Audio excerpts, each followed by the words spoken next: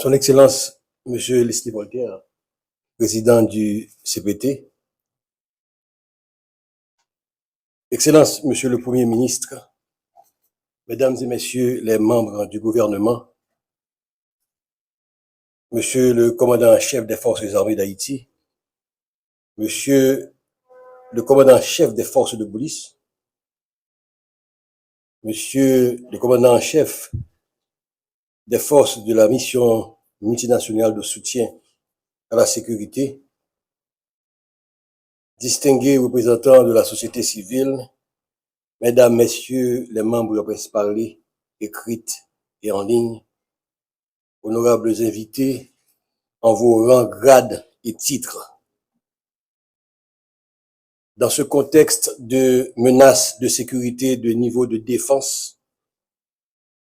qui mettent en péril l'existence même de notre République, le bien-être et la survie de nos communautés, tant à Port-au-Prince que dans l'Artibonite, je ne dirais pas que c'est un plaisir pour moi de répondre une nouvelle fois à l'appel de la patrie, mais plutôt un devoir. Aussi, voudrais-je profiter de l'occasion pour remercier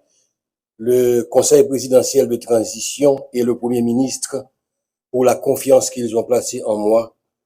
en faisant choix de ma personne au titre de secrétaire d'État à la sécurité publique. À un moment où le pays vient d'enregistrer pour l'année 2024 qui vient de s'écouler un nouveau triste record en matière de statistiques criminelles, soit 5601 homicides et 1494 cas de kidnapping. J'ai une pensée spéciale pour toutes les victimes directes ou indirectes de l'insécurité pour lesquelles j'ose vous demander un moment de silence. Mesdames, Messieurs, si j'ai accepté de revenir au service de l'État et de la population dans un contexte aussi difficile que troublé,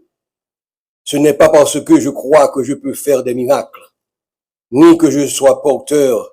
d'un quelconque destin messianique, mais c'est seulement parce que j'ai grand espoir que mon expérience dans le domaine stratégique et opérationnel, associée aux compétences professionnelles de collaborateurs choisis sur mesure, pourront apporter une contribution significative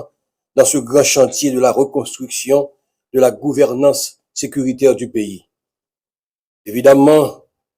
je ne me berce pas d'illusions sur l'ampleur des tâches qu'il convient d'abattre dans un délai que nous voulons le plus court. Redynamiser l'action des forces de police et des services de renseignement de sorte à optimiser les résultats opérationnels sur le terrain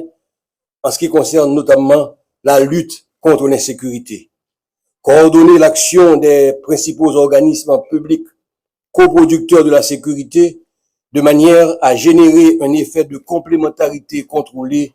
dans le processus de sécurisation du territoire. Proposer au gouvernement une politique nationale de sécurité publique afin de permettre aux acteurs de sécurité d'agir avec une plus grande proactivité et une plus grande capacité de ciblage des menaces de sécurité. Et finalement, offrir à l'état-major de la PNH un encadrement technique pour lui permettre de renforcer la gouvernance interne de l'institution et d'améliorer le niveau de confiance de ses membres dans le commandement et le niveau de confiance de la population dans les forces de police. Tous ces défis qui nous paraissent colossaux sont pourtant nécessaires pour garantir la mise en place d'une ingénierie institutionnelle performante, en même temps qu'il nous faudra aussi penser ou repenser les outils stratégiques qui nous permettront de mieux appréhender et mitiger les facteurs de risque du crime transnational organisé qui ne cesse de menacer notre sécurité intérieure.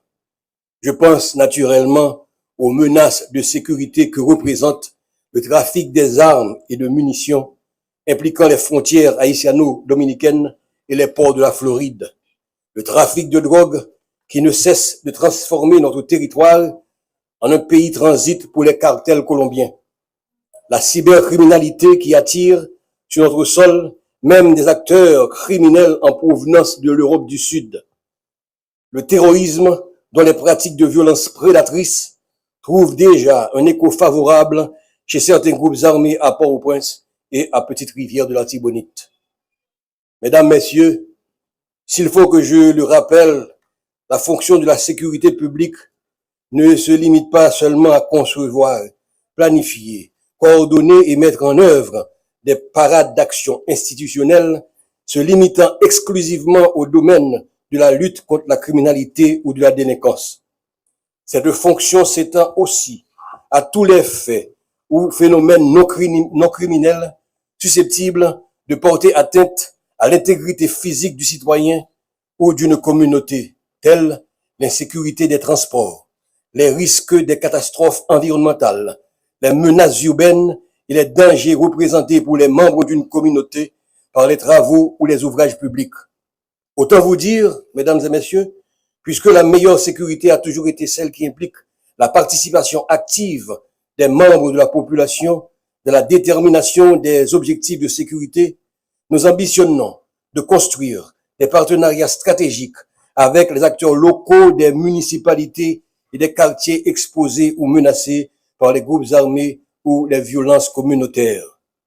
Ces interactions constructives avec les membres de ces communautés nous permettront non seulement d'établir des agendas communs de sécurité susceptibles de servir de boussole à l'élaboration d'une politique nationale de sécurité, mais aussi de promouvoir des pratiques licites et respectueuses des droits de l'homme dans les stratégies de promotion de ces quartiers ou de ces communes contre les menaces d'incursion des groupes armés. Évidemment, notre plan d'action ne pourra s'exécuter avec succès sans le concours et l'effort individuel et collectif des personnels de la Secrétaire d'État à la sécurité publique, que nous saluons ici le courage et invitons déjà à une franche collaboration et au travail. Mesdames et messieurs, Haïti est au fond du gouffre. L'heure est grave et les attentes sont grandes. Nous sommes à un carrefour où nous devons nous résoudre à boucler le cycle de tous nos sentiments vécus et entretenus aux dépens du moi national crucifié par nos ambitions et nourri des compétences voulues. C'est le moment des sacrifices.